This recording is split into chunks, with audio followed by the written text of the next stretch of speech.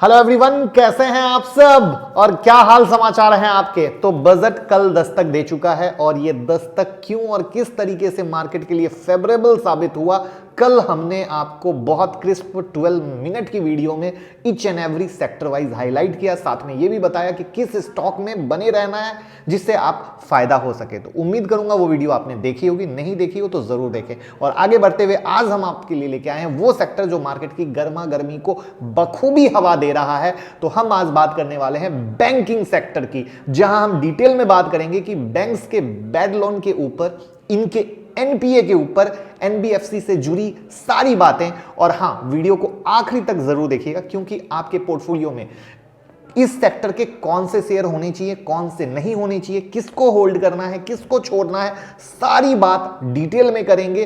क्योंकि जब तक हम सारी बातों को समझेंगे नहीं, आप एज अ इन्वेस्टर किसको होल्ड कर रहे हैं, किसको होल्ड नहीं कर रहे हैं, यह समझना बहुत ज्यादा जरूरी है, जिससे कि कल के डेट में अगर मार्केट में प्रॉफिट बुकिंग भी आती है तो आप घबराएं नहीं। क्योंकि जो अभी ताजा तरीन खबर आ रही है वो ऐसी आ रही है कि शायद बैड बैंक जो आने वाला है उससे पीएसयू बैंक की री रेटिंग हो जाएगी क्या। तो अब जैसे ही री रेटिंग की खबर आएगी तो लोगों के अंदर में खलबली मचेगी कि अरे वाह, पीएसयू बैंक ले सकते हैं। तो बहुत सारी चीजों को जानेंगे। तो मैं मुकुल अग्रवाल आपका आप ही के YouTube चैनल में स्वागत करता हूं। जो भी नए लोगों चैनल को जरूर सब्सक्राइब करें और बेल आइकॉन हिट करें, जिससे भाई वाली एडवाइस और लेवल दोनों मिलते रहें। और आज रात में 10:30 बजे हम सिखाने वाले हैं फ्री टेक्निकल स्ट्रेटजी, जो इससे पहले भी सिखाई थी और अगेन आज एक नए चैप्टर के साथ। ट्विटर टेलीग्राम जरूर ज्वाइन करें, सारा लाइव मार्केट अपडेट आपको मिलता रहेगा।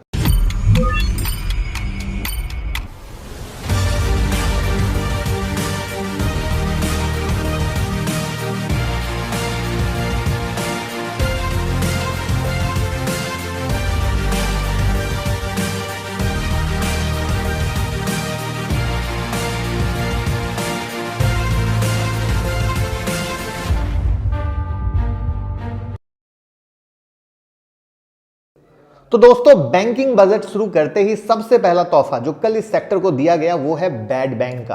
तो कुछ भी कमेंट के पहले आपको जरा बैड बैंक से रूबरू करा देते हैं कि ये होता क्या है, कैसा इनका काम होता है। और ये वो बैंक होते हैं जो एज अ एग्रीगेटर काम करते हैं सिस्टम में मौजूद स्ट्रेस एसेट के लिए, और जिनका मेन काम होता है एनपीए इशू को रिजॉल्व करना, जिससे बैंक अपने बिजनेस पर फोकस करे और खुद से फंक्शनिंग को स्मूथ कर सके। तो यहां होता यह है कि ऐसे फाइनेंशियल इंस्टीट्यूशन जिनके पास नॉन परफॉर्मिंग एसेट है, वो अपने होल्डिंग्स इन बैड बैंक्स को मार्केट प्राइस पर सेल कर देते हैं, अपनी बैलेंस शीट को क्लियर कर सकते हैं। अब जब ये न्यूज आई तो इस पे काफी मिक्स रिएक्शन आया। काफी जो एक्सपर्ट हैं इंक्लूडिंग आईएमएफ गीता गोपीनाथ जी, उनका मानना है कि ये बैड बैंक सेंटर को फाइनेंशियल इंस्टीट्यूशन के रिवाइवल में मदद करेगा। वहीं all India bank employee association इस खबर से एकदम नाखुश है और स्ट्राइक पर जाने की धमकी दे रहा है, क्योंकि उनका मानना है जिस तरीके से साल दर साल कॉर्पोरेट डिफॉल्टर्स की वजह से एनपीए बढ़ रहा है, ऐसे में बैड बैंक लाने का मेन वजह कॉर्पोरेट डिफॉल्टर को रिमूव करना है और बैंक की बैलेंस शीट को व्हाइट वॉश करना है, ना कि उन पे कोई टफ एक्शन लेना।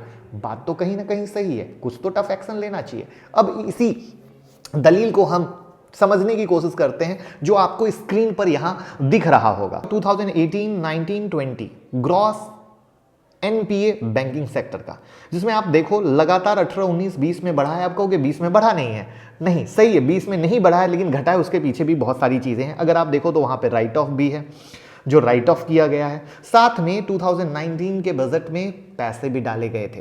तो उन सब चीजों का एक मिला जुला असर था, जिसके आधार पे 2020 में वो आपको एज अ फाइनल जो है वो घटा हुआ दिख रहा है। बट अगर आप गौर से एडिशन देखोगे तो 2020 में एडिशन बढ़ा है। यानी एक बहुत शॉर्ट स्वीट क्रिस्प बात करें तो आपको एनपीए बढ़ रहा है। उसके अलावा एक दूसरी फोटो आपको दिख रही है प्रोजेक्शन ऑफ एनपीए रेशियो की, जिसमें मार्च 2020, मार्च 2021 में का आंकड़ा हमने दिखाने की कोशिश की है।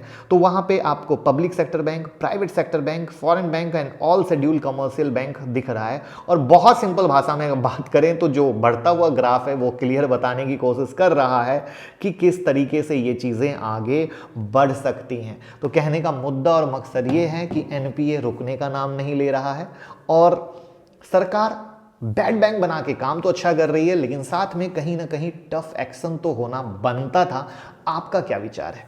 वहीं पे जो ये नाराजगी की वजह, जो ये स्ट्राइक पे जाने की बात कर रहे हैं, वो इतना ही नहीं, इस तरीके से गवर्नमेंट ने जो आईडीबीआई के अलावा जो पब्लिक सेक्टर बैंक में डिसइन्वेस्टमेंट की बात कही है, ये खुद में एक बड़ी खबर है। बट ऐसे में आपसे हम जानना चाहते हैं कि ये सारे हथकंडे क्या जेन्युइन हैं, क्या डिसइन्वेस्टमेंट या बैड बैंक क्रिएट करने से एनपीए इशू रिजॉल्व हो जाएगा?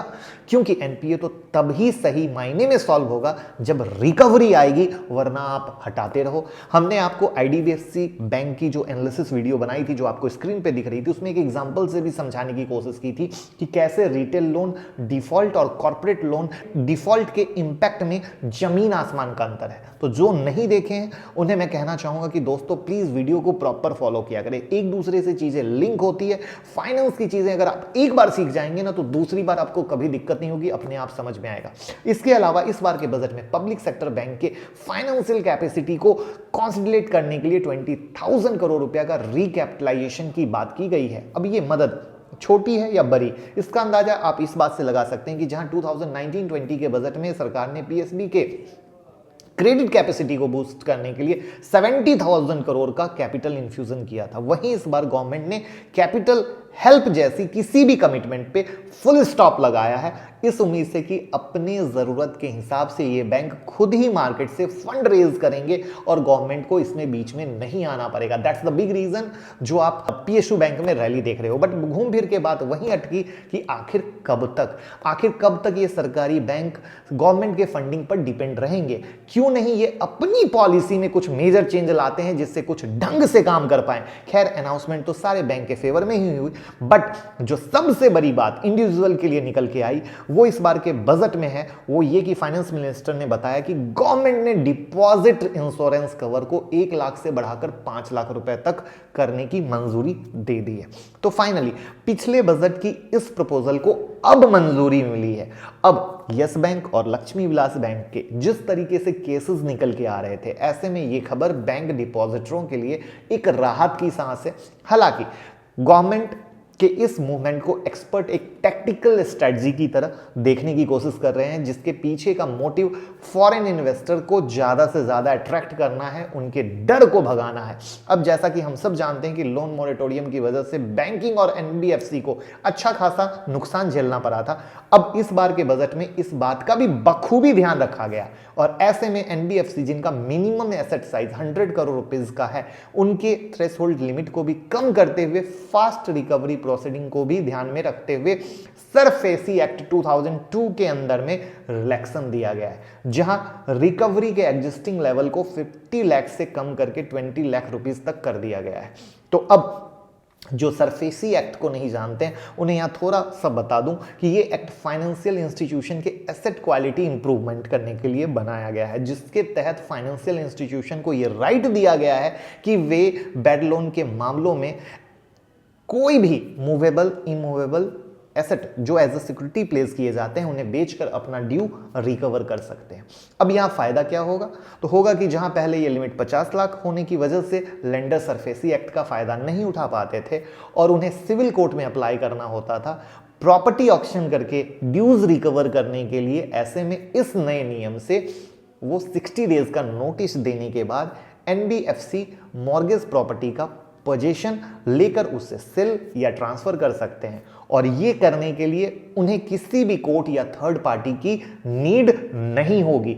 तो चीजें बहुत बेहतर हुई है, जिसके कारण ब्लास्ट आपके सामने है। अब सरफेसी एक्ट रिकवरी के लिए क्यों इतना इंपॉर्टेंस है, ये हम आपको एक पास्ट डेटा से दिखाते हैं जो आपको स्क्रीन पर दिख रहा होगा और आपको समझ में आया होगा कि ये क्यों इंपॉर्टेंट है। चलिए, ये होने की वजह से एनबीएफसी की फंक्शनिंग स्मूथ होने के पूरे चांसेस हैं और ये वो रीजन है जिसके कारण बजाज फिनसर्व में कल आग लगी। तो दोस्तों, ये सारी राम कहानी जानने के बाद मैं आपसे पूछना चाहूंगा कि ऐसा एक भी पीएसबी बैंक का नाम आप बता दें जो बजट में मिलने वाले हेल्प के बाद रैली को सस्टेन कर पाया हो, या सस्टेन तो दूर की बात, आप केवल इतना ही बता दीजिए कि ऐसा कौन सा बैंक है पीएसयू में जो आता है कि आपके पोर्टफोलियो में है, जिसने आपको कमा के दिया हो या आपका खून चूस लिया हो। तो भैया, जितने पर खरीदा है अगर उतना ही दाम आपको मिल रहा है या आप मुनाफे में है। तो अब मेरा वर्डिक्ट जो एक फाइनल आता है कि सर ये बातें बता दी, चीजें सही हैं, कौन सा शेयर क्यों भाग रहा है, एनबीएफसी क्यों भाग रहा है, पॉइंट हो गया क्लियर। लेकिन अब मेरा व्यू क्या है? मेरा व्यू बहुत साफ है।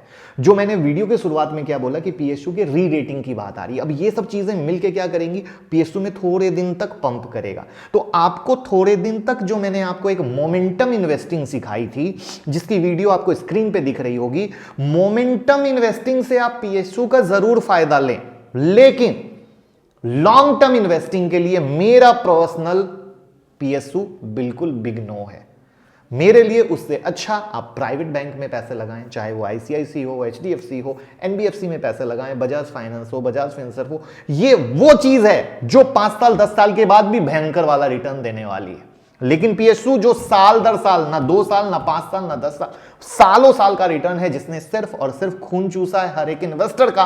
और हर बार जब भी सरकार ने पैसे डाले हैं वो एक मोमेंटम रैली हुई है, लॉन्ग टर्म रैली नहीं हुई है। ये मेरा क्रिस्प क्लियर आंसर है। क्या आप मेरे क्रिस्प क्लियर आंसर से ओके करते हैं? प्लीज कमेंट बॉक्स में बताएं। और इतनी बेहतरीन एनालिसिस कैसी लगी जरूर बताएं। और शेयरिंग केयरिंग होती है मेरे भाई, तो लोगों के साथ शेयर कर दीजिए जिससे इतनी इंपॉर्टेंट नॉलेज उन्हें भी मिल सके। लाइक कमेंट शेयर करके प्यार देना मत भूलिए। Thank you.